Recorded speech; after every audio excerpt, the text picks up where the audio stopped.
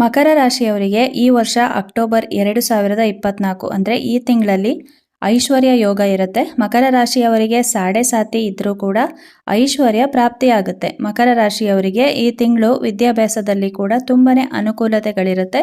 ಮಕರ ರಾಶಿ ಸ್ಟೂಡೆಂಟ್ಸ್ಗಳಿಗೆ ಒಳ್ಳೆ ಫಲ ಸಿಗುತ್ತೆ. ಮಕರ ರಾಶಿ ಮಕ್ಕಳ ಪೇರೆಂಟ್ಸ್ ನೀವೇನಾದರೂ ಆಗಿದ್ರೆ ನಿಮ್ಮ ಮಕ್ಕಳ ವಿದ್ಯಾಭ್ಯಾಸದ ವಿಷಯದಲ್ಲಿ ಸಪೋರ್ಟ್ ಮಾಡಿ.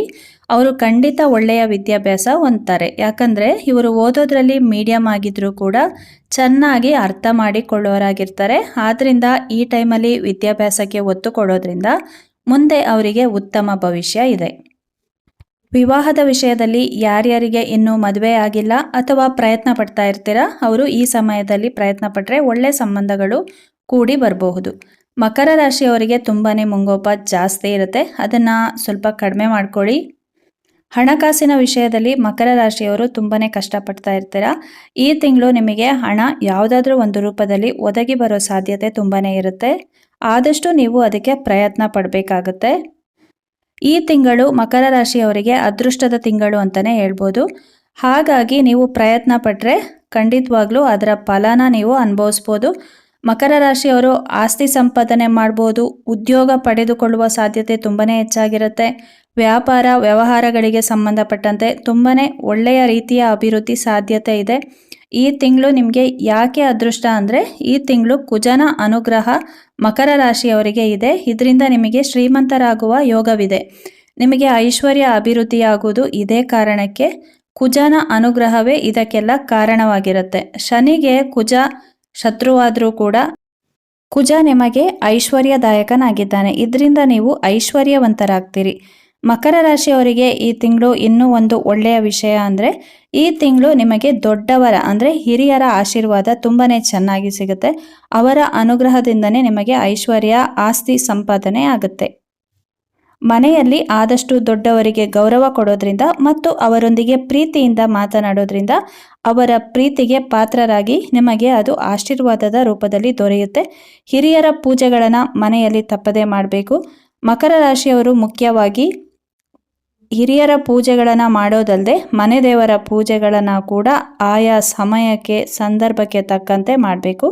ಇದರಿಂದ ನಿಮಗೆ ದೀರ್ಘಾಯುಷ್ಯ ಮತ್ತು ಐಶ್ವರ್ಯ ಆರೋಗ್ಯ ಪ್ರಾಪ್ತಿಯಾಗುತ್ತೆ.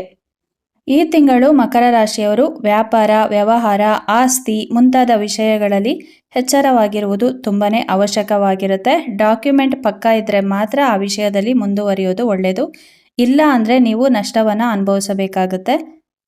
ಭಗವಂತ ನಮಗೆ ಒಂದು ಟೈಮ್ನಲ್ಲಿ ಸರಿಯಾದ ಮಾರ್ಗನ ತೋರಿಸ್ತಾರೆ. ಆ ಸಮಯವನ್ನು ನಾವು ಸದುಪಯೋಗ ಮಾಡಿಕೊಂಡ್ರೆ ಮಾತ್ರ ನಮಗೆ ಒಳ್ಳೆಯ ಮಾರ್ಗ ಪ್ರಾಪ್ತಿಯಾಗುತ್ತೆ. ಇಲ್ಲ ಅಂದರೆ ಮತ್ತೆ ನಷ್ಟವನ್ನು ಅನುಭವಿಸ್ಬೇಕಾಗತ್ತೆ. ಹುಷಾರಾಗಿ ವ್ಯವಹಾರ ಮಾಡಿ. ಬ್ಲೈಂಡ್ ಆಗಿ ಯಾರನ್ನು ಯಾವುದನ್ನು ಕೂಡ ನಂಬೋದಕ್ಕೆ ಹೋಗಬೇಡಿ. ವಿತ್ ಪ್ರೂಫ್ ಇದ್ದರೆ ಮಾತ್ರ ನೀವು ಯಾವುದೇ ಡಾಕ್ಯುಮೆಂಟ್ಸ್ ವಿಷಯದಲ್ಲಿ ಮುಂದುವರಿಬೋದು. ಕೆಲವೊಂದು ಮಕರ ರಾಶಿಯವರಿಗೆ ತಮ್ಮ ಹಠ ಕೋಪ ಎಷ್ಟೋ ಸಲ ಅವರನ್ನು ಅಪಮಾನಕ್ಕೆ ತಳ್ಳಿಬಿಡುತ್ತೆ. ಆದಷ್ಟು ತಾಳ್ಮೆಯಿಂದ ಇರಿ. ಕೋಪನ ಕಂಟ್ರೋಲ್ ಮಾಡ್ಕೊಳ್ಳಿ. ಕೋಪದಿಂದ ಟೆನ್ಷನ್ ಮಾಡಿಕೊಂಡು ಎಷ್ಟೋ ಸಲ ನಿಮ್ಮ ಆರೋಗ್ಯ ಕೂಡ ಹದಗೆಡುತ್ತೆ. ನಮ್ಮ ಮನಸ್ಸು ಚೆನ್ನಾಗಿದ್ದರೆ ಆರೋಗ್ಯ ಕೂಡ ಚೆನ್ನಾಗಿರುತ್ತೆ. ಹಾಗಾಗಿ ಯೋಚನೆ ಮಾಡಿ ನಿರ್ಧಾರಗಳನ್ನು ತೆಗೆದುಕೊಳ್ಳಿ. ಯಾವುದೇ ವಿಚಾರದಲ್ಲಿ ಆತುರತೆ ಒಳ್ಳೆಯದಲ್ಲ. ಯಾವುದೇ ವಿಷಯದಲ್ಲೂ ಕೂಡ ಹಠ ಮಾಡೋದಕ್ಕೆ ಹೋಗಬೇಡಿ. ಯಾರೊಂದಿಗೂ ಕೂಡ ದ್ವೇಷ ಮಾಡಿಕೊಂಡು ಅವರ ಶತ್ರುತ್ವನ ಬೆಳೆಸ್ಕೊಳ್ಬೇಡಿ. ಈ ತಿಂಗಳು ಮಕರ ರಾಶಿಯವರಿಗೆ ಧಾರ್ಮಿಕ ವಿಷಯಗಳಲ್ಲಿ ಪೂಜೆಯ ವಿಷಯಗಳಲ್ಲಿ ತುಂಬಾ ಆಸಕ್ತಿ ಇರುತ್ತೆ. ಅದನ್ನು ನೀವು ಸದುಪಯೋಗ ಪಡಿಸ್ಕೋಬೇಕು ಅಷ್ಟೇ. ಈ ರೀತಿ ಮಾಡಿದ್ರೆ ಯಶಸ್ಸು ನಿಮ್ಮದಾಗುತ್ತೆ. ಈ ತಿಂಗಳು ನಿಮಗೆ ದೂರ ಪ್ರಯಾಣದ ಯೋಗ ಇರುತ್ತೆ. ಹಾಗೆಯೇ ಮಕ್ಕಳಾಗಿಲ್ಲ ಅನ್ನೋರಿಗೆ ಸಂತಾನ ಯೋಗವಿದೆ. ಹೊಸ ವ್ಯಾಪಾರ ವ್ಯವಹಾರಗಳನ್ನು ಮಾಡುವ ಪ್ಲಾನಿಂಗ್ ಇದ್ದರೆ ಅದನ್ನು ಮುಂದುವರಿಸಿ. ದೇವರ ಅನುಗ್ರಹ ಈ ತಿಂಗಳು ನಿಮಗೆ ಸಿಗುತ್ತೆ. ಈ ತಿಂಗಳು ಮಕರ ರಾಶಿಯವರ ಬಗ್ಗೆ ಬಂಧುಗಳಾಗಿರ್ಬೋದು ಅಥವಾ ಫ್ರೆಂಡ್ಸ್ಗಳಾಗಿರ್ಬೋದು ಒಂದು ರೀತಿಯ ಆದರತೆ ಮತ್ತು ಗೌರವವನ್ನು ಹಾಗೆಯೇ ಪ್ರೀತಿಯನ್ನು ನಿಮಗೆ ತೋರಿಸ್ತಾರೆ. ನೀವು ಅದನ್ನು ಸರಿಯಾಗಿ ಬಳಸ್ಕೊಳ್ಳಿ.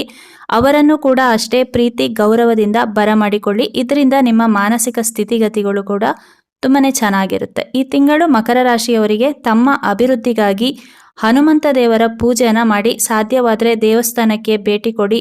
ಹನುಮಾನ್ ಪೂಜೆ ಧ್ಯಾನಗಳಲ್ಲಿ ನಿಮ್ಮನ್ನು ನೀವು ತೊಡಗಿಸ್ಕೊಳ್ಳಿ. ಇದರಿಂದ ನಿಮ್ಮ ಬುದ್ಧಿ, ಬಲ, ಆಯಸ್ಸು, ಆರೋಗ್ಯ ಎಲ್ಲ ಕೂಡ ಅಭಿವೃದ್ಧಿಯಾಗತ್ತೆ. ನಿಮ್ಮ ಕೋಪ, ತಾಪಗಳು ಕಡಿಮೆಯಾಗುವಂಥ ಎಲ್ಲ ಸಾಧ್ಯತೆಗಳು ಈ ತಿಂಗಳಲ್ಲಿದೆ. ಯಾಕಂದರೆ ಮಕರ ರಾಶಿಯವರು ನಿಮ್ಮ ಕೋಪ, ತಾಪಗಳನ್ನು ಕಡಿಮೆ ಮಾಡಿ ನೀವು ಶಾಂತರಾದಾಗ ಮಾತ್ರ ನಿಮ್ಮ ಜೀವನದ ಅಭಿವೃದ್ಧಿ ಸಾಧ್ಯವಾಗುತ್ತೆ.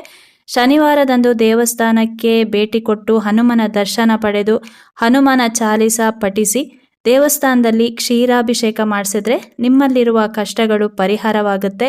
ಸುಖಕರ ಜೀವನ ನಿಮ್ಮದಾಗುತ್ತೆ. ದೇವರು ಎಲ್ಲರಿಗೂ ಒಳ್ಳೆಯದನ್ನೇ ಮಾಡಲಿ.